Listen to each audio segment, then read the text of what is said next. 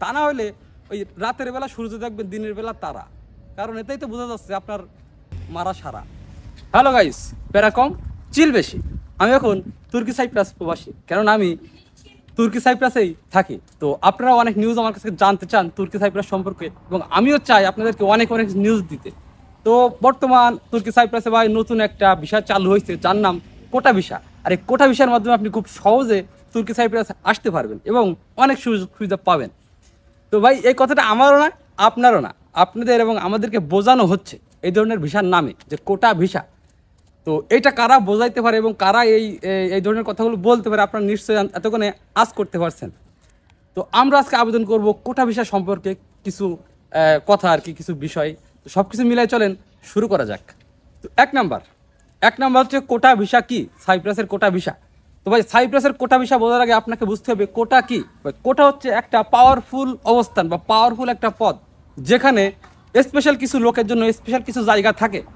তো সেক্ষেত্রে সাইপ্রাসে যে কোম্পানিগুলো আছে এদেরও কিছু কিছু স্পেশাল মনে করেন যে পাওয়ার আছে, কিংবা স্পেশাল কিছু পদ বা পোস্ট খালি আছে, যেখানে যে পাওয়ারের উপর ভিত্তি করে, যার উপর ভিত্তি করে এরা লোকগুলো নিয়ে আসে। সুতরাং আমি যদি এক কথায় বলতে যাই যে সাইপ্রাসে এই যে কোম্পানিগুলোর স্পেশাল কিছু লোকের জন্য স্পেশাল কিছু ভিসা, যার নাম কোটা ভিসা। তো এখন ক্লিয়ার যে কোটা ভিসা কি। দুই নাম্বার, কোটা ভিসায় সাইপ্রাসে আসার পর আমরা ভিসা পাবো কিনা এবং ভিসা সিকিউরতা কে দিবে। তো আমাদেরকে এইভাবে বলা হচ্ছে যে কোটা ভিসা আমরা যখন সাইপ্রাসে আসবো, আসার পর আমাদেরকে যে কোম্পানি নিয়ে আসবে সেই কোম্পানি আমাদেরকে ভিসা করে দেবে, এবং এই ভিসার যে সিকিউরতা বা প্রতি মাসে যে টাকাটা দিতে হয়, ইন্স্যুরেন্সের যে টাকাটা, এটা আমাদের নিজেদেরকে দেওয়া লাগবে। অর্থাৎ অনেকটা এন্ট্রি ভিসার মতোই। তো আমি যদি আপনাদের একটু ক্লিয়ার করে বোঝাই যে মনে করেন বাংলাদেশের দুইটা কোম্পানি, একটা হচ্ছে প্যান কোম্পানি আর একটা আকিস কোম্পানি। তো আপনি প্যান কোম্পানিতে আসলেন, এই প্যান কোম্পানিতে আপনার পেপারটা অর্থাৎ ভিসাটা লাগাই দেওয়া হবে, করে দেওয়া হবে, এবং আপনার কাজ দেওয়া হবে আকিস কোম্পানিতে। তো আপনারা প্যান কোম্পানিতে কাগজ করার কারণে যে কাগজের অর্থাৎ ভিসার যে একটা সিকিউরিটি দেওয়া লাগে, ইন্স্যুরেন্স দেওয়া লাগে, এটা আপনাকে দিতে হবে। আর এটা 12 মাস দিতে হবে। আর আপনারা অবশ্যই জানেন বর্তমান সাইপ্রাসের সিকিউরিটি প্রতি মাসে 13,000 লিরা, যা বাংলা টাকাতে কনভার্ট করলে দাঁড়ায় প্রায় 39,000 টাকা। এখন মনে হয় ক্লিয়ার যে আপনারা আসার পরে কোন কোম্পানিতে ভিসা পাবেন আর কোন কোম্পানিতে কাজ পাবেন এই কোটা ভিসায় আসার পরে। তো আমার কাছে প্রশ্ন যে কোটা ভিসা যদি এত পাওয়ার থাকে, ভিসা বন্ধ, তারপরে যদি কোটা ভিসা আসা যায়, তাহলে কেন এরকম হবে? আর এইভাবে কেন আমাদেরকে এক কোম্পানিতে ভিসা আর এক কোম্পানিতে কেন আমাদেরকে কাজ দেওয়া হবে? তো ভিসাও পাবেন, কাজটাও আপনার পাবেন, তারা যেভাবে বলতেছে বিষয়টা নাকি এরকম হবে, এইভাবে আপনাদেরকে সুযোগ দেওয়া হবে। 3 নাম্বার, কাজ এবং বেতনের কী দিয়ে কী অবস্থা, কেমন হবে। হ্যাঁ ভাই, আমি তো প্রথমে বললাম যে আপনি প্রাণ কোম্পানিতে আসবেন এবং আকিস কোম্পানিতে আপনাকে কাজ দেওয়া হবে।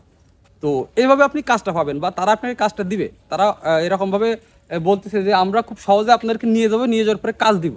তো কাজটা পাওয়ার পরে বা বেতনটা কেমন হবে এটা কিন্তু বলা যায় না, ঠিক আছে। তো বেতনটা ডিপেন্ড করে, আমি সবসময় বলি বা এটা এক্স্যাক্টলি বলা যায় না। তারপর আমি বলি যে এই সাইপ্রাসে নর্মালি মিডিয়ামভাবে একটা অ্যাভারেজ পর্যায়ে নর্মালি যদি কেউ 30,000 লিরা বেতন না দেয়, ঠিক আছে, অর্থাৎ বাংলা টাকা প্রায় 90,000 টাকা, এই বেতনটা যদি আপনাকে না দেয় বা না পান আপনি, তাহলে বুঝতে হবে আপনি যে কোম্পানিতে আসছেন কোম্পানির কোনো দোষ নেই ভাই।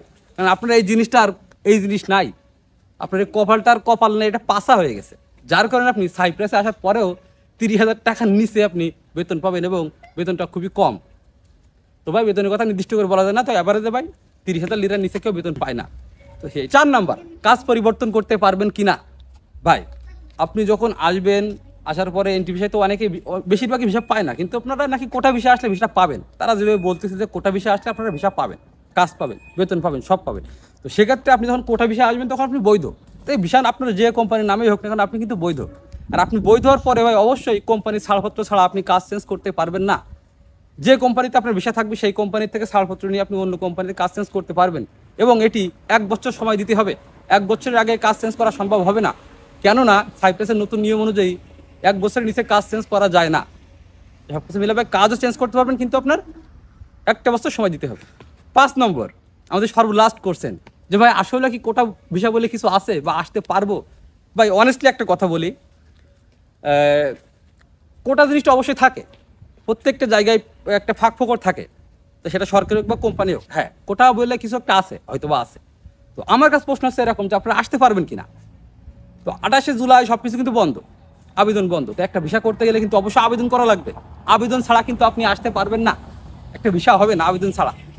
তো আমার তো মনে হয় না যে 28 জুলাই যেহেতু আবেদনটা বন্ধ হয়ে গেছে, এরপরেও আবার আবেদন করা যাবে কিনা, আর আবেদন করলে সেই আবেদনে বিষয়টা হবে কিনা আমার জানা নেই ভাই, আমি কনফার্ম না, আমার জানা নেই। তো ভাই আমি বলতে পারবো না ভাই, আমি কনফার্ম না। তো যেহেতু কোটা ভিসা, আমি তো প্রথমে বললাম যে স্পেশাল কিছু লোকের জন্য স্পেশাল কিছু ভিসা, যার নাম কোটা ভিসা। তো এই কোটা ভিসার একটা পাওয়ার থাকে, অন্যতম একটা পাওয়ার, একটা অন্যরকম পাওয়ার থাকে। তো সেই পাওয়ারের ভিত্তিতে আমি যদি বলি আপনাদেরকে, হয়তো বা আসতে পারবেন, ঠিক আছে, হয়তো বা আসতে পারবেন, এইটাই আর কি। তো আমার মনে হয় না বেশি ট্রাই করা উচিত এই জিনিসটা। তো গাইজ, সর্বশেষ আমি আপনাদেরকে একটা সাজেশন দেবো বা পরামর্শ দেবো এরকম যে ভাই, যারা পুরনো পাপি, পাসপোর্ট এবং টাকা জমা দিয়ে বসে আছেন 1 থেকে 1.5 বছর যাবত, তাদেরকে বলবো ভাই, নতুন করে আর কোনো আর্থিক লেনদেন জড়ায়েন না, ঠিক আছে। এমনি তো খাইছেন, আমার মনে হয় আর জড়ানো উচিত হবে না। আর দ্বিতীয়ত, যারা নতুন সাইপ্রাসে আসার জন্য শুরু হয়েছে, কেবল নতুন নতুন শুরু করছে, হ্যাঁ, তো এদেরকে আমি পরামর্শ দিব এরকম যে কোনো জায়গায় কোনো পেপার, টাকা পয়সা অথবা কোনো আর্থিক লেনদেন না করার জন্য। কারণ আপনার পুরনো ভাই ভাগ্যা যারা আছে, পুরনো পাপেরা, এদের থেকে শিক্ষা নেন, ঠিক আছে। তো ভিসা খোলার আগ পর্যন্ত ভাই, সাইপ্রাসে ভিসা খোলার আগ পর্যন্ত নতুন যারা আছেন, আসতে আগ্রহী, এরা কোনো ধরনের কোনো লেনদেনে যায় না, অন্তত ভিসাটা খুলুক তারপরে যান। তা না হলে ওই রাতের বেলা সূর্য দেখবেন, দিনের বেলা তারা, কারণ এটাই তো বোঝা যাচ্ছে আপনার মারা সারা। তো সব কিছু মিলাই ভাই একটু মজা করলাম। হাদি গুরু সুরুস, বাই বাই।